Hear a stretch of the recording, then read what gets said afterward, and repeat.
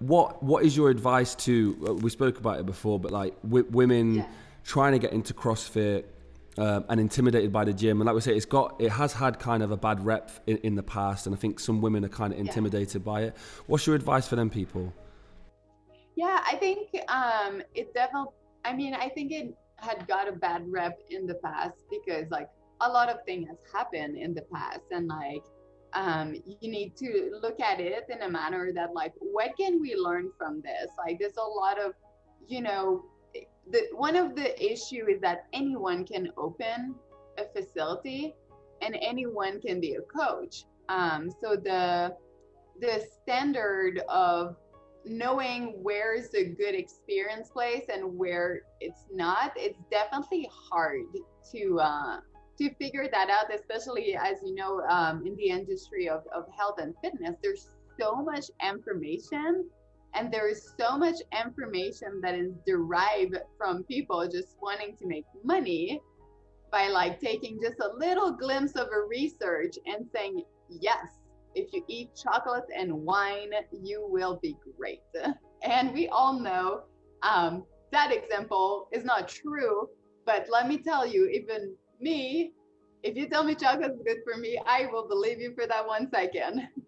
And I think it's a little bit the same thing with a lot of gyms. It's hard to find that really high quality. And that specific issue is something that I had in mind when I created Feroz, which is my business, because I wanted to find something and an alternative for people to be able to get the knowledge and have good training in a way that they could do it at home alone if they wanted to, and have their coach online, which is me, obviously, or go to the gym and do it there. But in all those scenarios, there's no scenario where like you really have to just like be dumped in the fire if you're not ready.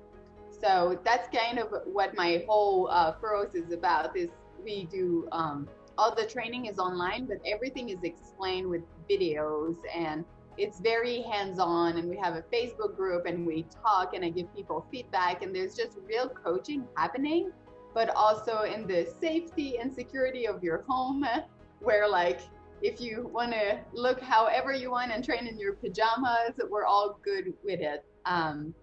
Because I found it even for myself, which is funny because I've been a professional athlete in that sport for so long, but even for myself, like as I got better and better, I found myself like going to the CrossFit gym and jumping in class, and I just wanted to do the class like everyone else. And they would always be this like one or two person that would be trying to bait me, like hey, I'm gonna get you, hey, like I got my eyes on you. And for me, I was like, look, I'm trying to get pregnant. I really just want to work out and be chill and have fun and be healthy. And that, I think, like there's this competitive side that comes with CrossFit that is great if you want to be a professional athlete. But I realized that for me, wanting to become a mom, it like sometimes it would rub me the wrong way, because I don't want to lift the heavy weight anymore, because I don't want my knee to hurt or my back to hurt. And it's not always about lifting as heavy as you can, but becoming better. And sometimes it looks a little bit differently, because you don't want to be always banged up because you're trying to beat someone on the board or beat a score. So that's kind of what I wanted to get away from by creating my own business. And someone who is as competitive as me, I just had to be completely removed from that side, because otherwise I would keep trying to lift heavier and heavier, and like my knee are starting to hurt. I already had a shoulder surgery. I need another one on my other. And my goal is to be fit for life, so I can go ski with my daughter and go swim with her when she's older, and try to kick her little tiny cute butt when I can, to just teach her some good lesson that mama's still tough. But yeah, so my advice for them would like be like come start with me. come start with me, or start in an environment that has a much lower barrier of entry, if it's something that's very intimidating, and find the right people and the right coach. So it's okay to shop around. It's not because you walk somewhere that you have to be bound to them. The goal is to, find a positive environment that inspire you to be better and help you be your best. So if you don't feel like that somewhere, like, you're shopping. So going off the back of that, how important is physical fitness to improve mental and emotional fitness, health outside of the fitness? How important is that? Yeah, I mean, I think especially right now with COVID, it's definitely a subject that I'm so happy that it's more and more and more out there. I think, like, for me, movement is medicine. That's really how I see it. It's always been like that. Your body just produces so many chemical in your brain that makes you happy, like little shot of endorphin left and right. It helps literally regulate your whole body. It's just that, and eating well is a recipe for success, and which is something that I've had to apply really fast after my little baby girl was born, because I mean, a lot of people that follow me know this, but my baby was born at 30 weeks, so she was 10 weeks early, and I had an emergency C-section. And as soon as that happened, I started to be followed very closely with the people at the hospital. And at first, I just thought that's how everyone was. And then I realized that they don't follow people as tight as they were doing with me. And the reason behind this is because of how Zoe was born. I was like this prime candidate for postpartum depression, which happened, and it's still happening right now. So sometimes it's hard, but because I have I understand how, like, some of the chemicals in the brain work.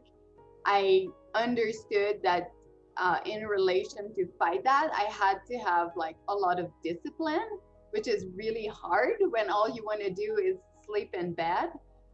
So I would really have to force myself, like, take a shower in the morning. I know it sounds so normal for people, but when you're in like it's like this gray cloud always over your head, and you just feel pinned down in your bed. And but I made a list of all the things that I know are really good for like mental health that go with taking action. So instead of focusing on like, oh, like I'm like listening to thoughts in my head that I don't like, I would instead try to talk to myself. A little something I learned with my mental coach is your brain can only say X amount of word a minute. So you can either listen to what it's saying, or you can talk to yourself. And then at least you can kind of take a little bit of control over the dialogue that's happening. So I would try to like write down, things that I wanted to tell myself, and I would just like read it to try to push a lot of the other things away. Take a shower in the morning. I would go for a walk, even if it's just 20 minutes, and I would try to really focus on eating like good quality food. So I would put a timer on my phone to make sure I was eating regularly, and also try to eat just like real food. And then I would journal every night. And it takes a lot of discipline to do that. But that really, I think, like helped me not go somewhere that could have been really bad, because I someday I would have a glimpse of where that could be. So I do think like moving and be able to like have this endorphin kick in, you just feel so much better after. And I think it's a game changer to try to stay on and healthy and happy, or as above water as you can. So 5 months Zoe is now, is that right? 5 months? Yeah. Yeah, wow. So you say you're still on the journey at the moment, and you spent a lot of time. Is it in ICU? Is that right? Uh, Is is it called ICU that you were staying on the ward for? it's on NICU, so it's Okay. a neonatal something not fun.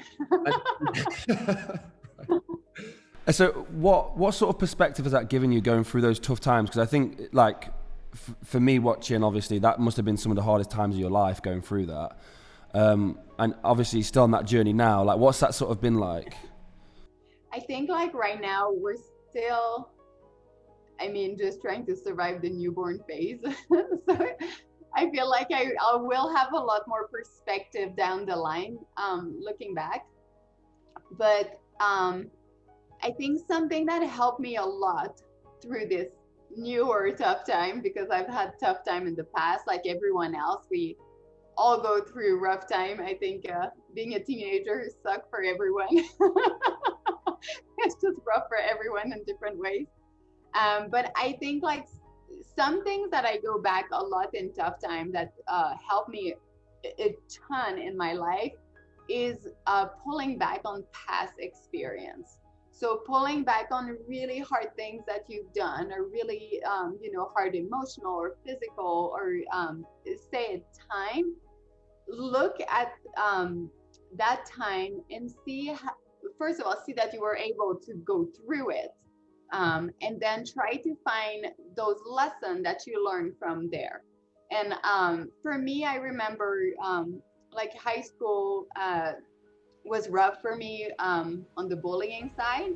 And I went through it.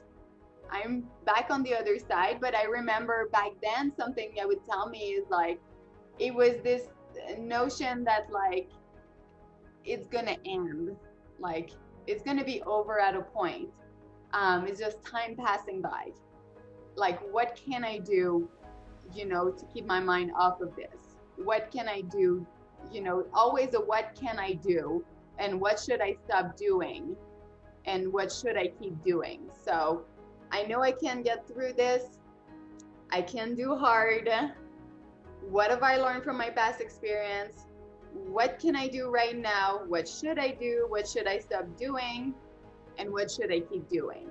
And kind of this, like, those questions and those like perspective aspect has been like very helpful for me in the NICU to be focusing on the right thing and not letting the things that can control me.